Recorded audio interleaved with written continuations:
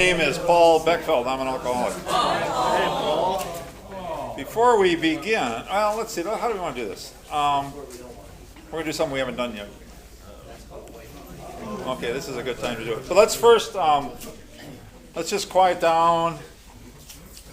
Take a moment of silence. Just kind of leave what happened today outside. It'll be there waiting for you. Who's ever mad at you, they'll still be mad at you when you get done. Yeah, like me, my laundry's kind of half hanging in out of the dryer. Guaranteed it's going to be there when I get back. I don't have to worry about that. Hopefully it'll be there. So, and then we'll open up with the set-aside prayer.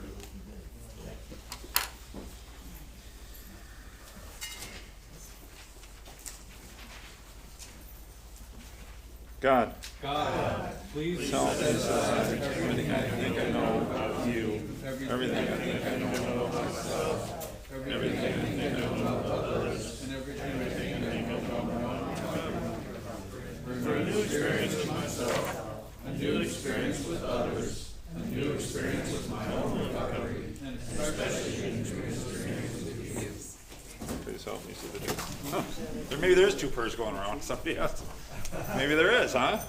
All right, let's do this. Let's go around with introductions. My name is Paul Beckfeld. I am an alcoholic. Casey, alcoholic. Casey. My name is Chase. I am an alcoholic. Chase. Welcome. Hi everyone, my name is Carol, alcoholic. Carol. I'm Hi, an alcoholic. Dawn. I'm Angie, I'm an alcoholic. Angie. Arlene. Hey, Bonnie. Peggy. Jeff Cubic, alcoholic. Jeff Cubic. Paul. I'm alcoholic. Tom. Wally, Paul's son. alcoholic addict Tyler. Tyler. Jimmy, alcoholic. Jimmy. John, an alcoholic. John. Jeff. Joey, alcoholic. Joey. Alcoholic. Michael. Grant. Elliot. Tyler. Grant. That's okay. We knew we'd get her. Jeff, alcoholic. Jeff. I'm an alcoholic. My name's Luke. Luke. I'm alcoholic. My name's Steve. Steve. Theo. My name's Guy. I'm alcoholic. Guy. I'm Deborah, alcoholic. Hi, Deborah. Andy, alcoholic. There he is. Andy. Matt, alcoholic. Matt. Triana, addict, Hi, Triana. Jasmine. Ben, not again, alcoholic. Ben. Donna, alcoholic. Hi, Donna. Cheryl, alcoholic. Cheryl. Hi, I'm Patsy, an alcoholic. Hi, Patsy. Patrice, alcoholic. Hi, Patrice. Hi, my name's Sean, I'm an alcoholic. Hi, Sean. Jim, alcoholic. Jim. Tyler. Joe, alcoholic. Joe. Danny, alcoholic. Danny. John, alcoholic. Hey, John. Lydia, alcoholic. Lydia. Mike Fina, alcoholic. Mike Fina. Ronnie. Honey. Steve-O, alcoholic. Steve, all right. Well, this is not a meeting of Alcoholics Anonymous, but if you're in a meeting, we'd like to, a lot of meetings don't do introductions anymore. When I grew up, in 1982 was my first meeting of Alcoholics Anonymous. I don't ever remember going to Alcoholics Anonymous and not doing what we just did. But you go to some meetings that are 45 minutes and they're bigger groups, and so they cut out the introductions. I can remember when I was struggling, and I went to this place called Beyond Jitters. It was in downtown Minneapolis. It was, and they were jittering. They weren't beyond the jitters, most of the people. And I can just remember I went there for years, and that was all I did was say my name, and I sat by the door. And I'd probably gone there for years, and I couldn't get 2 weeks together. And a woman just came up to me and said, "Paul, it is always so nice to see you here." I'll never forget it. And her name was Kim, and I can still see her. I was like, "Paul, it's always so nice to see you here." Because I get home and they're like, "Why are you home?" Right? Or you go to work and they're like, "Why are you?"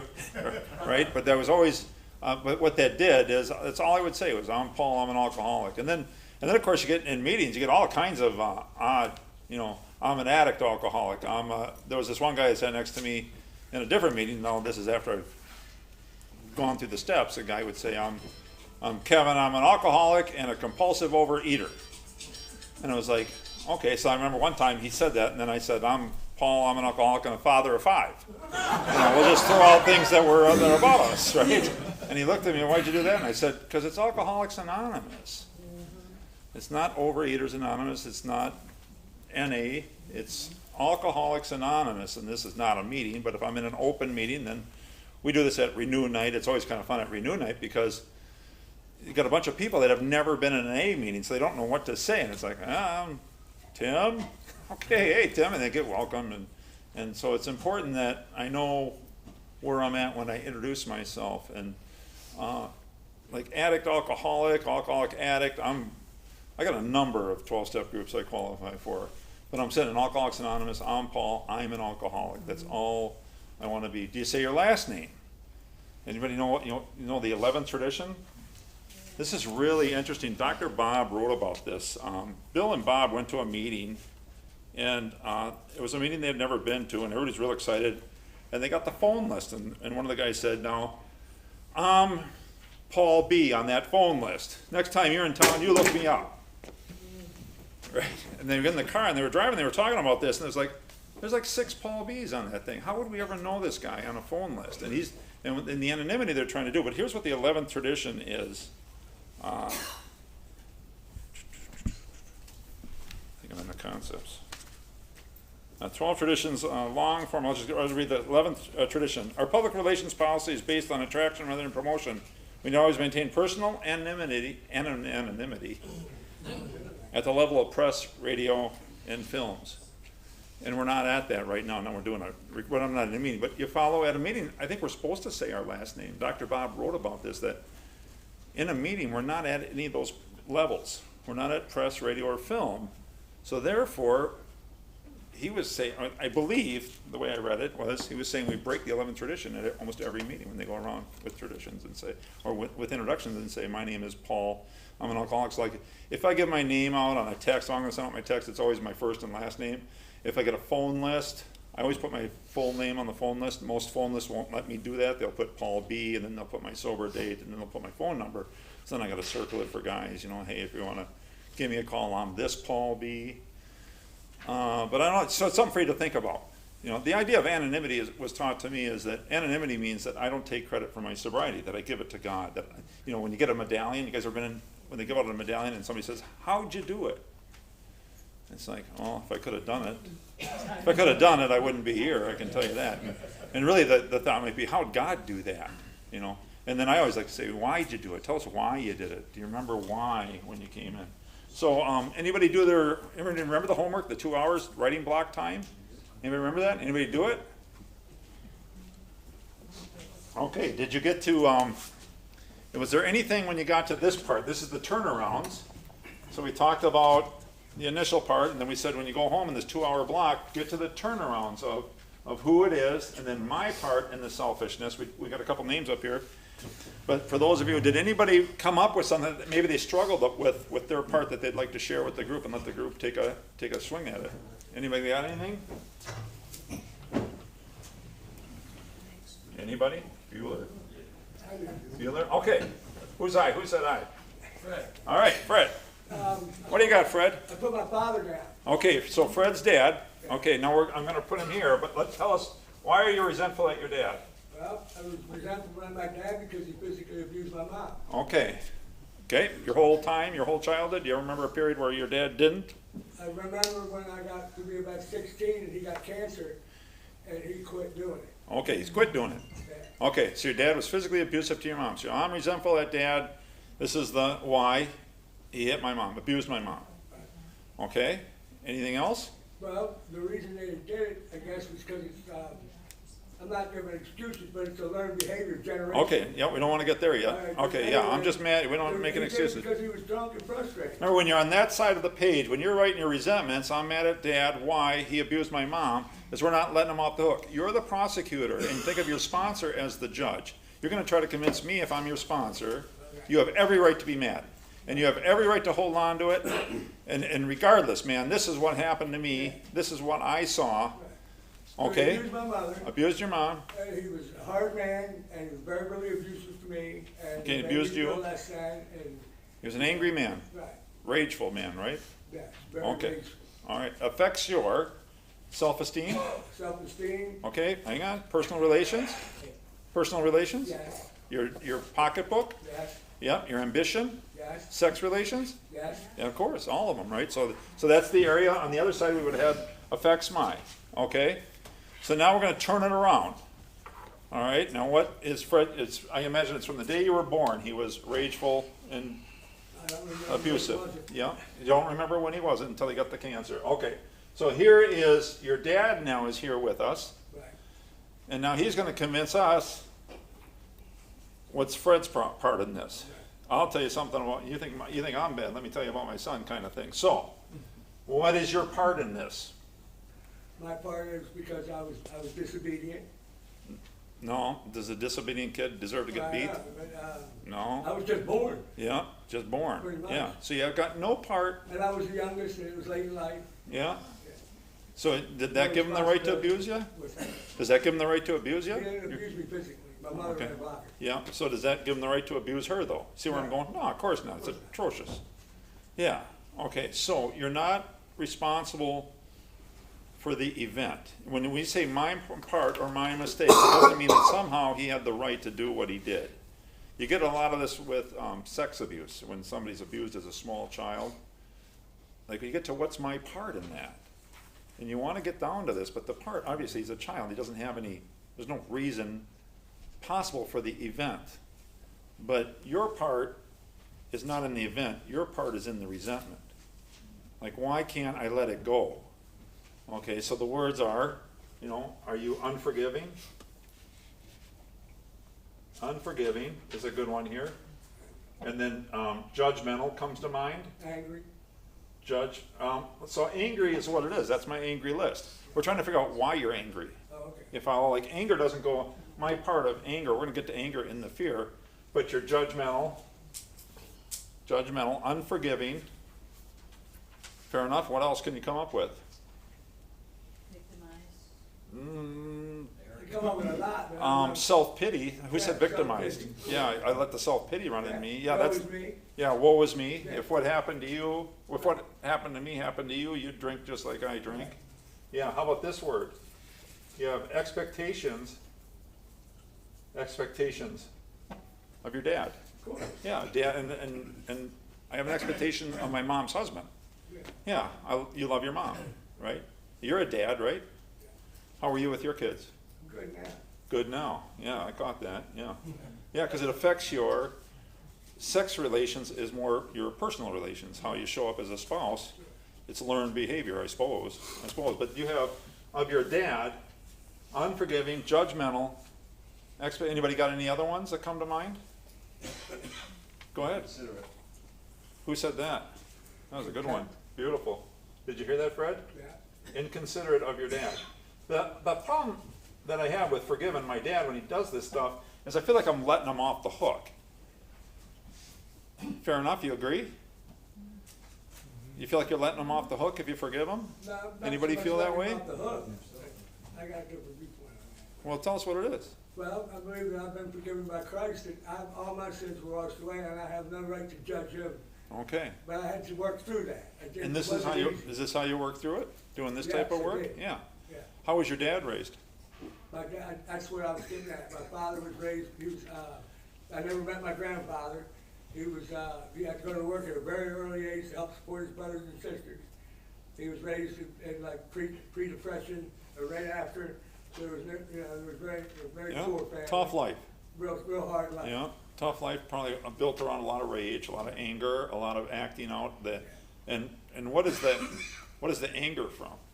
The anger is probably from not having a father and all that stuff. Well, you think the anger could be this word right here? See, this is also, was I selfish, dishonest, self-seeking, or frightened? So when you think about your dad or you think about your own anger, most of it comes from this word, fear. Fear, I know I was a rageful father. I still have a little, but I was raised by rageful, who were raised by it's a long lineage of people who acted out the fear, particularly around financial problems, gloom and doom type, this is never gonna work. And all of a sudden, shut those kids up. Shut those. I'm trying to, anybody ever shut those effing kids up now? Right? Am I the only one in the room that's ever had a problem with the check bounced and now I'm yelling at a 3-year-old? Yeah. So, and that's the way my dad acted. I learned behavior for me, it sure was. Are you selfish? Yes. How so? Because I was inconsiderate. Selfish is inconsiderate. Yeah, excellent. Yeah, I'm selfish and I want to hold on to it. Right. Yeah, it serves a purpose. Being a victim, somebody said I'm victimized. Being a victim's awesome, right? It is. I love being a victim, you know. I had nothing to do with it. I got nothing to do with it. In this case, you know, this is the root stuff, you know, getting down to the root areas. If we can kill this, if Fred can go beyond this, the need for drink is going to leave you. We're going to get to why that fear is going to lead you into drinking. And if you can get to forgiving, I've worked with a lot of men, and one of the things I do with men, I've had a number of men go to grave sites of abusive dads and get on their knees and say to God, I forgive. Full name, I tell them, full name. I forgive, my dad's name is William Francis Beckfeld, for everything. I didn't do this myself, but that's my dad's full name, and I want to report to God, he is, if anything harmed me in any way, he is completely forgiven. And a lot of men that do this, they feel free, man. Took me a long time. Takes you long. Yeah, Luke. How about ashamed? Yeah, Ashamed. definitely. Ashamed. He's ashamed of his father. Ashamed of your dad. Yeah. Yeah, that's a good I one. bring my friends home. Yeah, can't bring my friends home. Right. Yeah. I'm having a difficult time linking the learned behavior specifically to a need to drink. Because I guess my question is, if I didn't drink and I still had the learned behavior, would it cause me with the crazy brain Yeah. to come seek something else? Yeah, thank you. So, you remember when I put guilt up here? Do you remember I put the word guilt up? So guilt is caused by my sin. See if you can follow this. Sin is any action or thought that separates me from my God. Deep down inside of us is our loving Creator. That's what the book is going to tell us. And it's told us, deep down inside of us is our loving Creator. At first he said the idea of a Creator, then he says our Creator is deep down inside. It's called our conscience, I think. I think that's what that would be referred to. And that if I'm deep in sin, I cannot access it. So I get restless, irritable, and discontent. So to get the learned behavior, even though I learned it, I saw it, I hated it, and then I repeated it, now I'm involved in it, it's still wrong. It was wrong in my dad when he did it, and now I'm doing it, and it's still wrong. And I get the same feelings my dad had, which he wouldn't tell me he had, which is overwhelm, regret, remorse, and shame. Those are, guilt is the fact, and the feelings of guilt are regret, remorse, and shame. And what takes those away real quick? Take a drink. Take a couple of drinks, pretty soon you're the victim, You want to know what my dad did to me when I was 9? I'll tell you something. Take a couple more drinks. Yeah. And all of a sudden, it's denied guilt. That's what I'm working on. I'm denying my guilt. I'm blaming it on everyone else. If you were married to the woman I'm married to, you'd drink too. If you had kids like mine, if you had a dad like, all of a sudden, that damn IRS. Pretty soon it's the cop, why did I just take that way home? I should have taken this way home. And then I'm stuck in this restless, irritable, and discontent is what the Dr. Silkworth calls it. And he knows we get that way, man. And then we're just like, There's a real good speaker, Clancy Immelson. Anybody ever listen to Clancy I? Yeah. Puts his hand on his son's coffin, Johnny. He says, they had to get him out of jail to go to this funeral. And he says, I swear on your coffin I'll never drink again. Then he talks about 9 days later, shut those kids up. He just describes so beautifully. He says, it's like somebody sneaks into my room at night while I'm sleeping, and they put a little spring in me. And every night they just tighten it and tighten it. Now he had every desire to not drink. I think his child was 8 or 9 years old. And he was in jail when they had to come get him and tell him your son is dead. I don't know what he died from. I've never heard that story, but who would drink after that? Right? Who would drink after that? But 9-10 days later, he's like, and I totally related the first time I heard that story. Like, yeah, I'll never drink again. 8-9 days later, I'm like, why? Because I haven't dealt with my sin. Clancy talks about that. He hadn't done any of the work. And therefore, it's going to come back up, man. It's going to come back up and get me. And then the fear takes over. Is this as good as it gets? How am I going to not drink the rest of my life? I need a drink. And anybody ever walk in a bar and go, I need a drink? Yeah, I need a drink. I absolutely need a drink because I'm going to kill someone. Take a couple of drinks, guess what the kids do? They get quieter. They do. I don't know why. They're still doing the same thing what they were doing. I don't notice them anymore. Huh? That's better. Can anybody relate? Yeah, yeah. My mom had scotch in the laundry room. She was doing laundry. She used to iron our underwear. You know, it's like, why is mom in the laundry room so much? We later found out my mom's not an alcoholic, by the way. 8 kids. She went down there. She had little doers and would do laundry, iron sheets, but she didn't, end up in Boston. Right? She had a couple, ease off, do some laundry. Okay, it's better. But that's the problem. I have the allergic reaction. I go in and take a couple shots of doers and I'm not staying at home, man. I gotta go, man. I gotta go. Yeah, I got things to do now. And isn't that funny? I was broke. I was worried about all this financial, and now I'm texting the dope man, going, "Yeah, I can come up with $200, right? How broke was I?" So we're on page. I hope that helps. Thanks, Fred, for sharing, and the others. We're gonna do a little more inventory. We have a short read tonight, so it's kind of fun to talk about stuff like this. Casey's going to kick us off. We are going to be on page 67, the last paragraph. Notice that the word fear. Go ahead. You guys ready? Everybody there? Okay. Notice that the word fear is bracketed alongside the difficulties with Mr. Brown, Mrs. Jones, the employer, and the wife. This short word somehow touches about every aspect of our lives. Underline this sentence. Listen to what fear is. It was an evil and corroding thread. Do you want to have an evil, corroding thread in you? The fabric of our existence was shot through with it. It was set in motion, trains of circumstances which brought us misfortune which we felt we didn't deserve. That's delusion Bill is talking about. And he's also talking about victimization. What a great word someone threw out. All right? I don't deserve this. But did not we ourselves set the ball rolling? Sometimes we think fear ought to be classed with stealing. It seems to cause more trouble. Anybody ever get stolen from?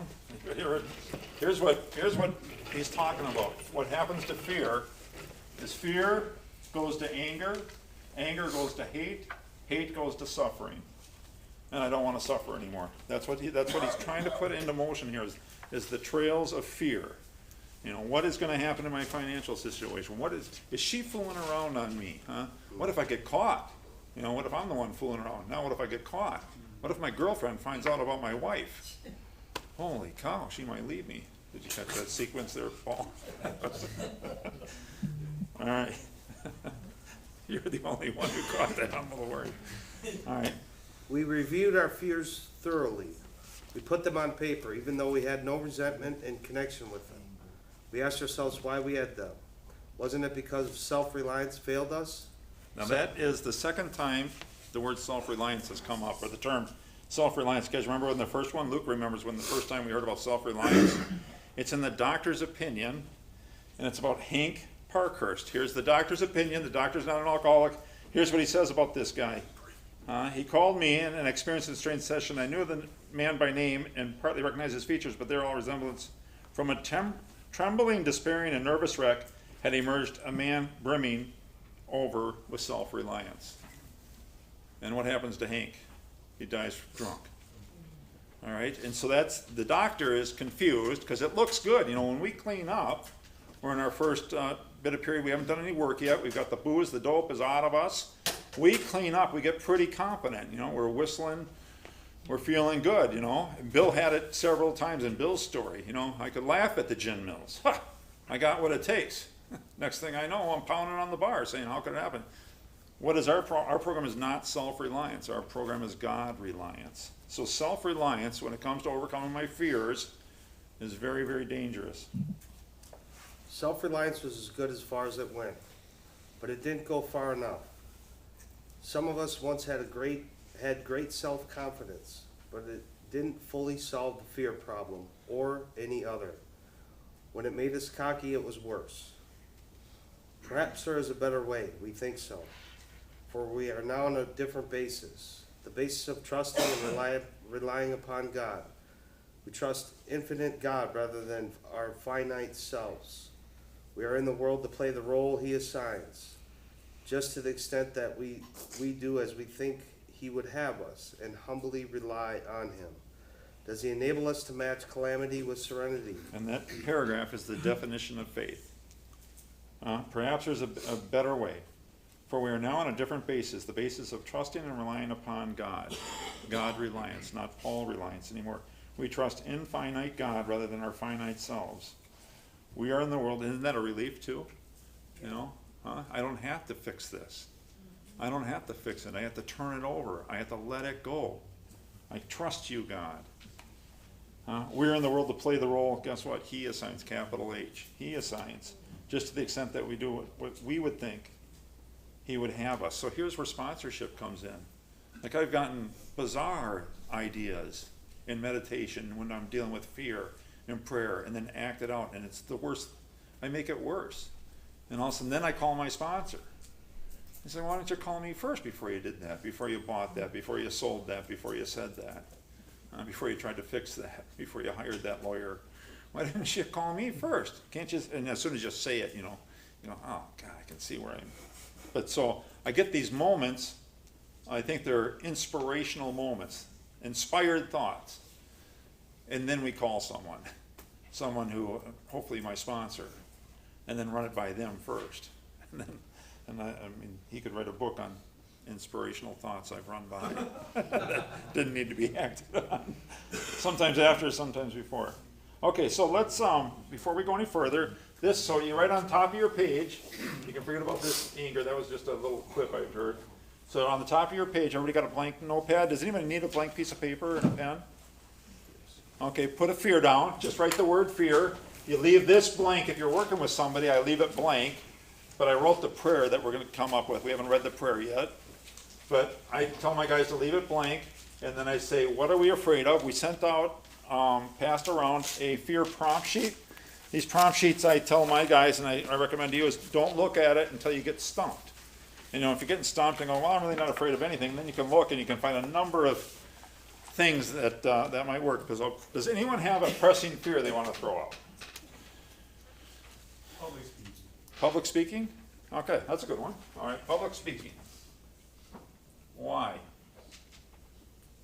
Don't want people to judge me. There you go. Public speaking. You're afraid I'll be judged, right? And then another part that you're afraid or you need is you need approval. Right? Approval you need. That right? Fair enough, you agree? So it affects your, now I take the affects my off of the resentment list. This is not in our fear inventory, it doesn't say that, but I like to go a little deeper with my guys. Does it affect your self-esteem? Your public speaking? Yeah, I could never stand up and speak in public. How about when you have to write on a whiteboard and you've got to get your spelling right? Yeah. Personal relations? Jeff? Yeah. Pocketbook? Yeah, probably not. Could be. I mean, who knows? You could be the next Anthony Robbins. Thank you. I almost said Anthony Hopkins. Tony Robbins. Tony Robbins? Yeah. Okay. Yeah. How about sex relations? Yes. Who said that so quick? Okay. It's a great way to meet people. That's what I was talking about. Did we combine the whole body thing? I was thinking like maybe your physical presence, sweating to death and way. Yeah, this affects that's what fear does. Yeah, all of a sudden, I'll tell you, I had a bully in the school. I was picked on a lot when I was a little kid. And you want to talk about a fear I didn't even know I had. I was picked on a lot, public humility by one particular kid. Anyway, I was in maybe, let's say I'm in 5th grade, 6th grade. All right, it was relentless. Anytime there was a group around, and I was a little chubby kid, and I was kind of feminine, and I was an easy target. I wasn't good at sports, wasn't good at school, wasn't good at anything. They took the bathroom stall doors off of the boys' bathroom. You follow? And then I had to go to the bathroom, and I had made it like a couple of months probably since they took those doors off without using a bathroom. And one day, man, it was just, we need it. And as soon as I sat down, he came in with his guys. Yeah. I know, isn't that sad? I know, it's terrible. Well, listen, when I did this resentment, Todd Lindemann was on my resentment list. And I started to work out how I couldn't, at age 50, I have a hard time going into a bathroom. Yeah, sweating, that's what that sweating was. I'd be like, oh my God, I gotta be, and I didn't know it.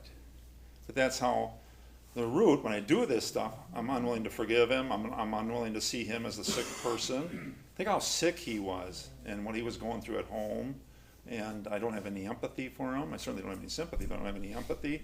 I hated him. I hated him for what he did. And they gave me nicknames, but I was relentless. And yeah, that's sad. That's like the saddest story ever. But it's all BS, you know. It's not. It happened, but it's all in my mind. You think Todd Lindemann's ever thought about me, or those guys ever think? But I think they're thinking about me all the time, you know, in that situation, and it's affecting me. Yeah, yeah, yeah. They must be always be.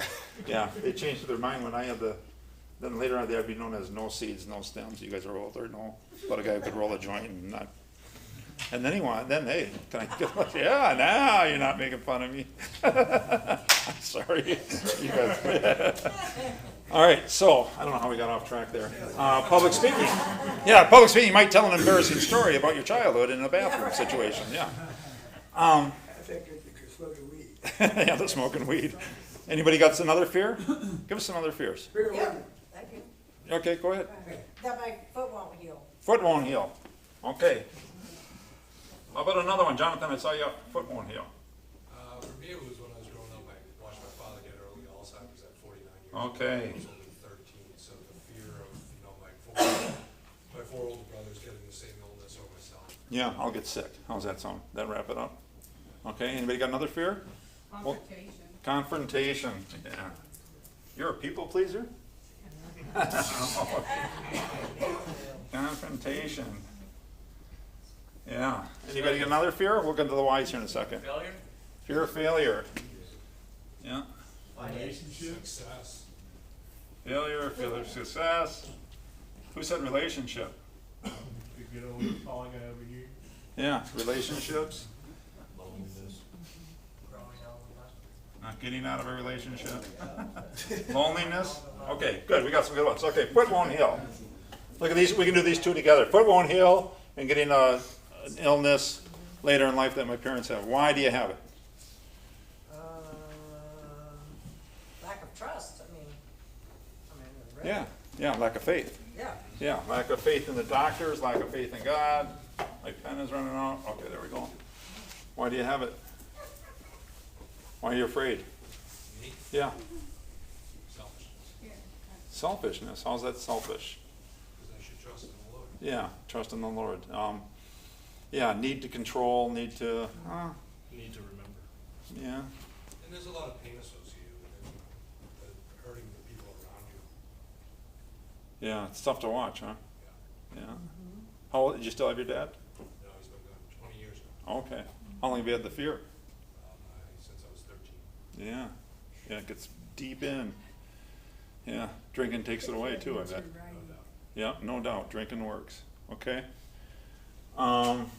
Okay, so why do I have it? Lack of faith, right? Lack of faith.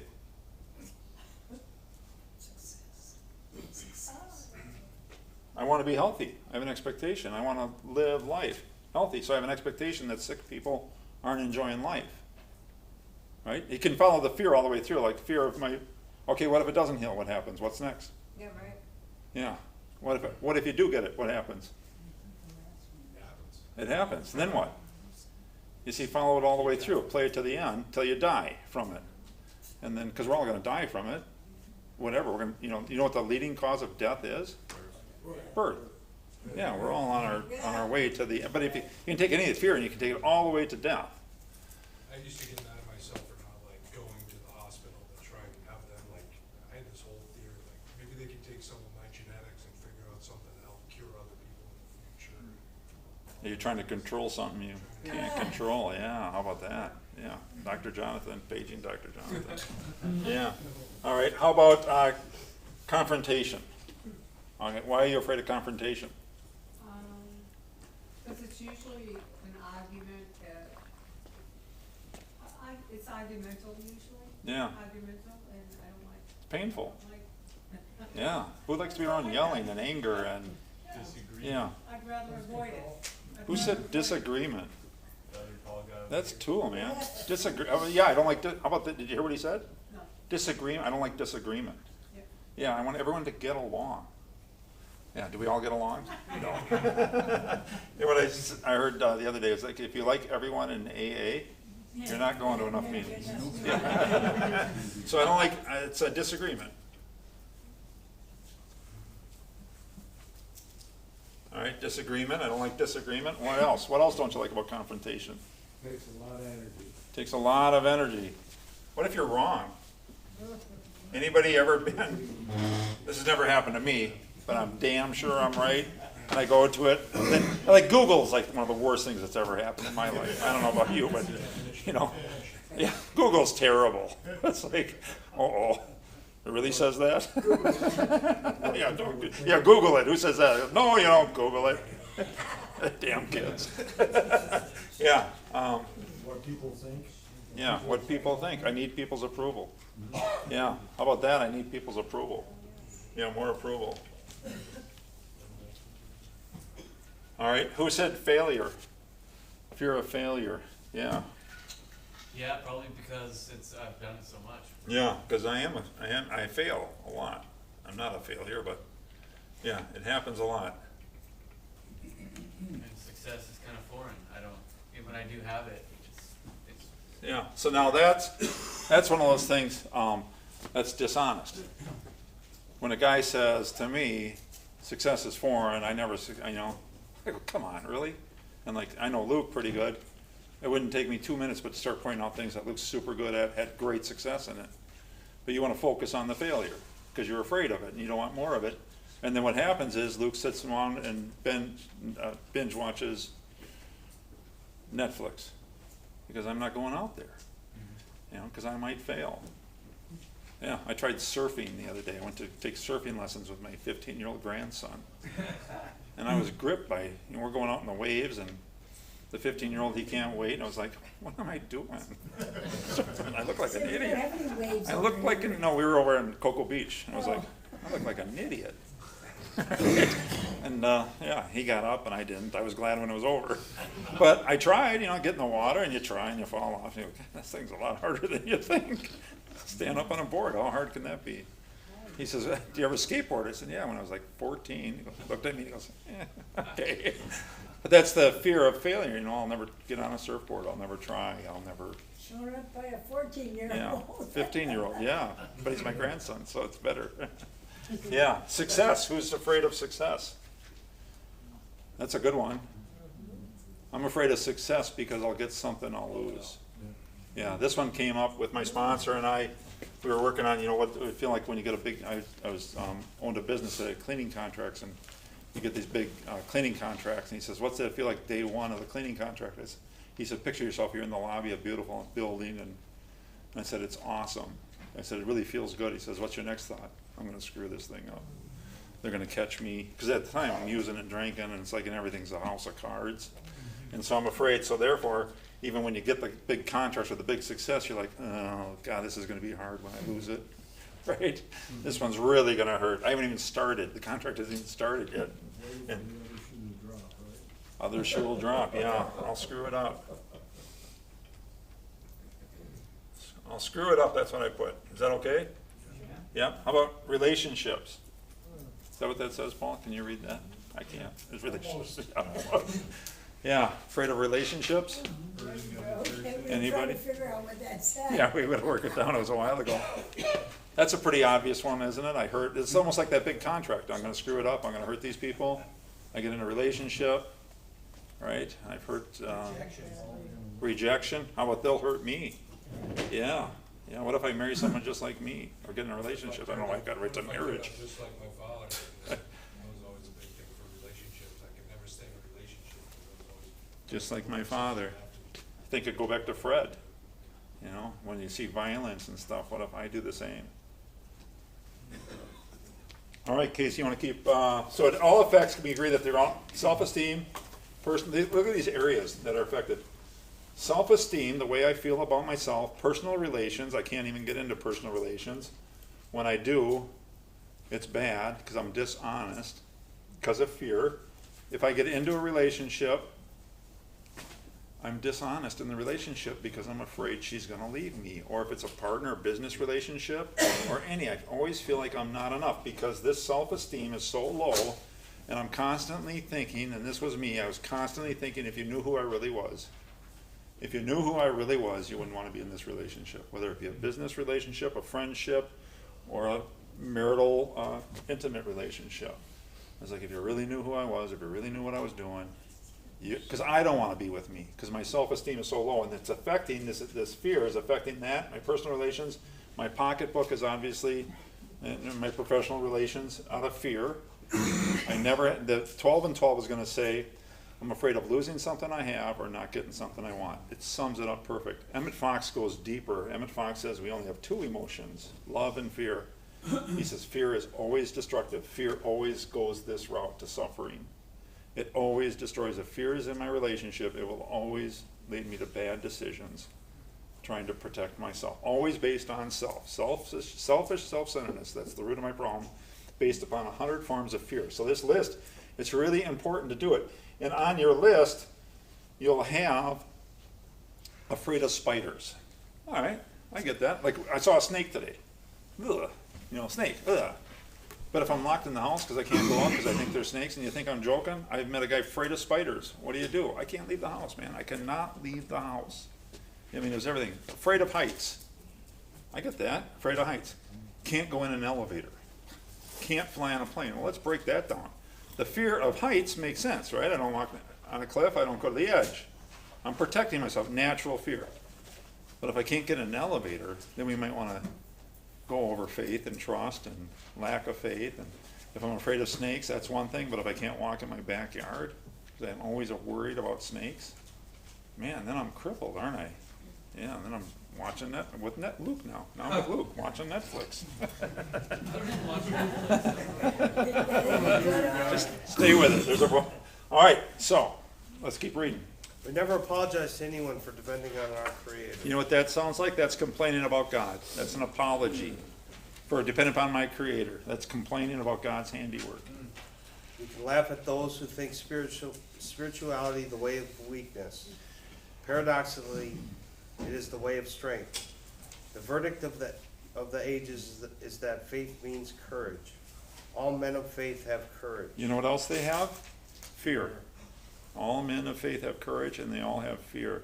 Courage is not going through life without fear.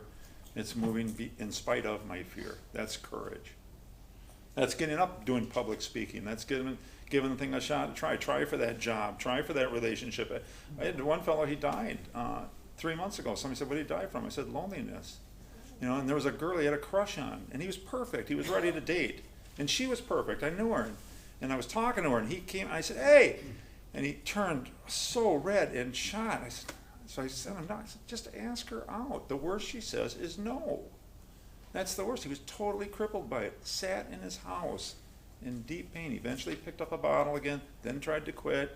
But the fear of just asking, just the fear of rejection, it was so painful. So painful. The fear of loss, too. Fear of lust? Well, loss. Loss. Like, you already have good things, but you're afraid of losing them. Mm-hmm. And so then dwell on. Thank you. Yeah. You know what? My dog is sick right now, my 14-year-old dog, and she was doing something today that she hasn't ever done. And then a week ago, she just wandered into the street on her own. It was like, Daisy, and it's like, and I caught myself with that, fear of loss. And I thought, I'm so glad she's in my life, and I'm okay if you're ready to go. Kind of. But you get it? I mean, fear of losing my dog. She's 7 pounds. It's so ridiculous. I mean, when you look at her, but you can't explain it unless you're a dog guy. Like, why a dog could do that to a guy. Like, why are you wandering in the street? Sweetie, I should talk to my wife this night. I heard this story. Our friend Tim at the 24-Hour Club have heard this story. You know how you can tell who loves you more, your dog or your wife? You put them both in the trunk, drive around for an hour, open up and see which one licks your face. Right? Which one's going to lick my face? I'm sorry. sorry. Well, a couple months ago, my little dog got out, I had a little corgi. He got out and he got run over by a car right in front of my house. Yeah. That sucked. Yeah, that's hard. But, so a lot of guys say, I'm never getting another dog. Like I've had to put dogs down, and I always say when I put a dog, I put 4 or 5 dogs down. And after every one I said, I'll never get another dog. It's too hard. But then a couple months later, the dog comes in your life, because it brings so much joy to me, a pet, a dog, and I do good, I take good care of her. It gives me a responsibility, but the fear of, I could sit and say, I'm not getting her, because I don't want to put her down in 15 years. Like that was me with this dog. I said, no, don't bring that dog home. And they brought her home, and of course we hooked up right away. And The way you gotta look at it, the dog's looking down at you, taking care of another dog and cat. yeah, well, they're all gifts from God, and then they leave us. And then it's, can I enjoy the moments that I had with them? But yeah, it's, Yeah, I got a new one yeah, I got a new one already. already. Yeah, the house is empty. All right, let's keep going. They trust. Oh, thank you. I guess we're passing the bucket. I'm sorry, we forgot to pass the bucket. This is to pay for our expenses for the food, and then we're gonna split it with the church. So please be generous, or we're just glad you're here too. Okay? All right, let's listen now. Here's what we're gonna do with our fear. They trust their God. We never apologize for God. Instead, we let him demonstrate through us what he can do. This is the fear prayer. We ask him to remove our fear and direct our attention to what he would have us be. At once, we commence to outgrow fear. So here's where the fear goes, and then I'll take my guy now and we'll write the prayer on top of your fear list. God, remove my fear of public speaking and draw my attention to what you would have me be. I believe that I like listening to everybody speak, remove public speaking. Maybe I have a talent for it and I didn't even know. Who knows? I used to get the sweats and stuff, and I had to be prepared, over-prepared. The first couple times I spoke at a microphone, it was horrible. The first time I had notes. I was reading, God, it was terrible. And then the second time, then all of a sudden I had a little rhythm, and then, and then you couldn't get the microphone away from me. Right, then they were sorry they gave me the microphone. But God, remove my fear that my foot won't heal. Draw my attention to what you would have me be, which is not paying attention to your foot. What would God have me be? I love it. It's not what would God have me do. What would God have me be? And God would have me be a man of faith. I have got you, Paul. Why is a management question. Why is my foot taking so long? Why did my dad get Alzheimer's? Am I going to get it? All that fear. And you'll see guys just get crippled by it and then be back drinking. I think fear is, it says it's classified with stealing. What's it stealing from me? All my potential. All my potential. Yeah. And it's based upon something that's probably happened to me when we were little. I talked about the bathroom. Fred's got a fear of relationships probably getting into it, because what if I turn out to be a rageful person? And sure enough, I know I was rageful in my marriage at first, and it wasn't going to work. My wife wasn't going to put up with it. Yeah, she had more rage than me. Yeah, it's like, that ain't going to work. It's paralyzing. Yeah, it is paralyzing. Fear is paralyzing. Or you put them on a pedestal. Yeah, Or you go the opposite. Yeah, like your dad. Well, I went the other way. Instead of being, I wound up being rageful, but at first I put them up so high that, you know what I mean? Yeah. The total opposite of. Total opposite. It's delusional. And then I wound up being rageful anyway. You remember when we first started doing inventory, the book said fancied or real. This stuff here that we're afraid of is just, first of all, like public speaking, nobody remembers what you spoke about. You know what I mean? It's like, I'm the only one. I heard somebody say you give 3 talks when you're talking. If you're going to get a podium and a microphone, and I hope you guys all get a chance to tell your stories, because it is a beautiful, beautiful thing to do, there's 3 talks you give. The talk you're going to give before you give the talk you give, and the talk you should have given on the drive home. Like, I left out that, I left out that, I left out that. It's really cool. And then what I have in my experience is, when I speak from the microphone is, people will come up and say, I really liked what you said about, and then they'll tell me specifically, and I'll have no idea what they're talking about. It's like, I am amazingly brilliant. Like, but because my talks start off with prayers. This morning, when I prayed, I told God we're going to talk about fear tonight.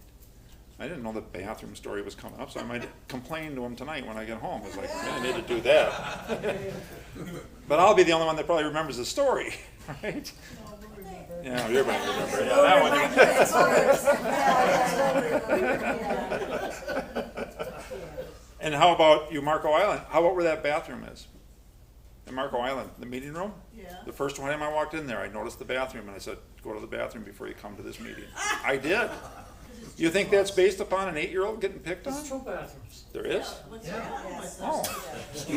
See, if I just would have told someone what I'm afraid of, they would have said there's another bathroom over there, Paul. So, and how do you know that? Because you have privacy. And then I put check marks by it. I prayed about this fear, I prayed about this fear, I prayed about this fear. And what I'm building is habits. Because I'm going to have more fear. We're going to have more fear in life. As you get older, fear of losing something I have or not getting something I want. That's the basis. And then Emmett Fox, I'll repeat it again. Fear is always destructive. So if I don't think I have a fear and my life is getting destructive, if I'm really, everything's very difficult, I feel like I'm going up current all the time, there's probably a fear because it's getting destructive. And when love is in my life, love is always creative. And it's always like flowing in a river without even paddles. It just flows. You guys know what I'm feeling? Can you think of moments in your life where, like, gosh, that was easy. Getting that job was so easy. Keeping the job was easy. I didn't know it'd be like that. Getting that relationship, it just sits and it's just smooth and flow. Why are you laughing? Do you agree? Have you had moments like that? Yeah. Have you had moments where it's real difficult, but you're going to get your way? Because this is going to be great. Yeah. When I get this. I have moments where people think I did something really good, and I'm trying to figure out where now that came from. Yeah. You know? Yeah, how'd that happen? From me. Yeah, how about that? Okay, keep reading. Okay. How about sex? Oh, no, we're done. Hey, that's it. So we do the fear prayer. We're not going to get into sex tonight. We don't have enough time. Oh, we do have 2 minutes. we could even have the smoke. You just tell us what you were Can you pass that bucket? With the basket going. Oh, we didn't pass it back there? Pass it all the way around. I don't know where it stopped. It ended up back up here. Thank you, Steve-O. Any questions? Any more fears? Very good. Yeah, go ahead, Luke. I've got something written down in my big book. You might have said this, and I thought it was pretty good. Fear causes the reaction that I don't want the most. Fear causes the reaction I don't want the most. Destructive. It's destructive. It destroys. Fear of growing all alone. Say that again. Amen. Yeah, fear of growing old alone. Yeah, why do you have it? Why do you have it? Because I'm afraid of being lonely. Fair enough? Yeah. Can you take a look at your friends who are in bad relationships because they're afraid of being alone? Think of how destructive. Think of that fear of being alone, the lousy relationships we get into because we don't want to be alone. Yeah. It'll make you sick. Yeah. All right. Yeah, go ahead, Joe. Can we be quiet? We got one more. I get the feeling that if you're doing this step, you are eventually preparing us to be able to do this, like almost like on demand as these things happen to us. You guys hear that? Are we learning new habits? So that when this pops up, steps 4 and 5, I reckon, which is what we're in. We're in step 4 right now. We are reconciling ourselves with ourselves. Step 10, continue to take personal inventory, and when wrong, promptly admit it. Okay, take that first line. Continue to take personal inventory. There's an assumption. I know how to take personal inventory. You nailed it. We're doing personal inventory. So when the fear crops up, I call my sponsor, or after a while, I do a 10th step. The 10th step says pause, pray, proceed. How long is a pause? Huh? How about 2 years? How'd you like that one? That's what my sponsor said would be good. He said, you have no pause in your life, Paul. I said, I got plenty of pause. I'd been to a number of marriage counselors, and they said, count backwards. And I said, so I got pause in my life. And he said, he's smoking this cigar. I can still see him. I got about 2 weeks of sobriety, dry time. And I was offended when he said, I don't have pause. You have no pause in your life. And I said, I have plenty of pause. He says, all right, she says something that really pisses you off. And I said, okay. And he says, what do you do? I said, I count backwards from 10. And if I'm still mad, I start 99, 98. And I said, if I'm still mad, I let her have it. And he goes, that's not pause. I go, well, I think it is. He goes, I go, and he's smoking the cigar. He goes, that's not pause. And he smokes the cigar. I said, all right, what's pause? He goes, 2 years. He goes, 2 years. I go, I wouldn't even remember what I'm mad about in 2 years. And he goes, now we're getting somewhere. So he said, keep a calendar. He said, keep a calendar. Anybody who pisses you off today, you write it down on the calendar. 2 years later, you go back to your resentment calendar, and you let them have it. I go, it's fun, but I started thinking about it, you know. And then the next night I got to exercise. My wife and I had to go to the pharmacy to pick up my meds. There's a shocker. And we go there to pick up the meds, and it's 1 mile, exactly 1 mile from my house, but there's a street light. So I go in, I pick it up, and we're sitting at the street light, and the light is red, and she turns to me and she goes, you know what's wrong with you? You know what the problem is with you? And that car could not get home fast enough. I just kept saying, pause, 2 year calendar, put this one down, write everything. She slammed that door. And I said, he also said, say something like this, you might be right. You might be right. So she said, you know what the problem is with you? And the light turns green, I drive through, and she tells me what's the problem with me. I said, you might be right. She goes, I might be right. What does that mean? It's like, oh my God. So I get home, she goes in. Well, I got to remember, I'm in my first. Yeah. And I call them and I go, hey, you might be right, might not be the. I told him what happened. He goes, well, he goes, let her have it, 2 years. I said, I'm gonna. I cannot, when I'm standing up here, remember what she said was wrong with me at that light. You should have said, you're always right. You know, thank you, Theo. You're always right. Yeah. So, wonderful night, guys. Should we close with the third step prayer? Okay, good night. And next week we're going to talk about sex. How about that?